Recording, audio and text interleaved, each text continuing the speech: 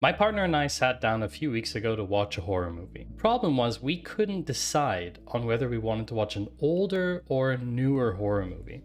So I said to my partner, I'll go get some data and I'll do an analysis and figure out what the best movie for us to watch is. The result was a lot more surprising than I thought. So in this video, let me show you how I went through that analysis and what movie we decided to watch. It was more than easy enough to get the data I needed. I go to imdb.com, I selected the data that I needed from their data sets that they provide.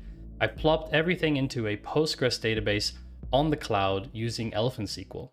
With the data set at the ready, I went into Count and made a new canvas. The first thing I had to do was understand the data set. Horror movie voters seem to vote a lot more frequently because the horror movie votes account for 9.5% of all the votes on IMDb, whereas movies themselves only account for 5.5%. I also identified that most movies have a single genre and not a second or third genre. The third thing I found is that individual movie scores are not available. We only have an average rating for each movie, not each individual score given for each movie. From there, I made a plan and the process I wanted to use to get to my final result. But hang on a second, there's a problem with our data too.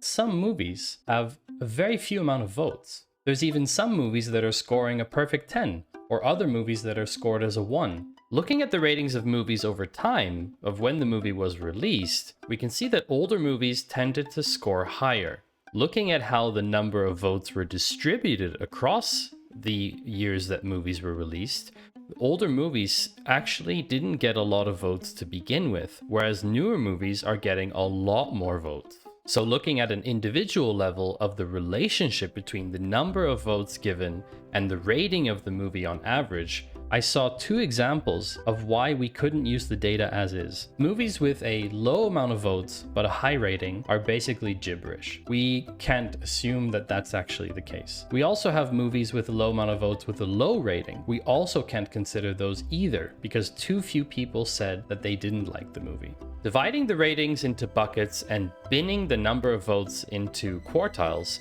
we could see the distribution on this scatter plot that low and high-rated movies tended to have way too few votes. So we definitely need to exclude those from our analysis because otherwise it's going to skew the results. Coming back to the process that I thought of in the beginning, it was clear that I needed to produce a clean data frame. But then I discovered another problem with the data. All three genres were contained within one field, and the horror genre could be in the first, second, or third position. Look at this movie, Something Wicked This Way Comes. This is classified as a horror movie in the third position. What makes this any more or less of a horror movie than the Scream 4 movie from 2011?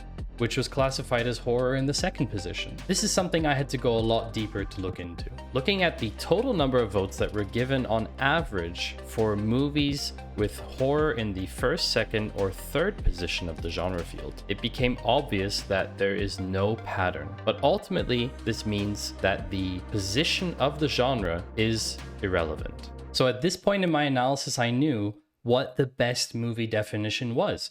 It was a movie produced between 1900 and 1949.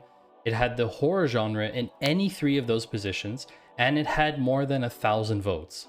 1,000 is what I thought was a reasonable number given how the votes were distributed across those really bad and really good voted movies. There was a logical way for me to choose the right movie. I take the highest rated movie with the highest number of votes, and that ended up being Nosferatu. It's rated 7.9 out of 10 on IMDb with almost 100,000 votes. However, there is also another choice to be made, the wildcard choice. We use the same criteria as before, but we only consider horror movies where the horror genre is in the third position.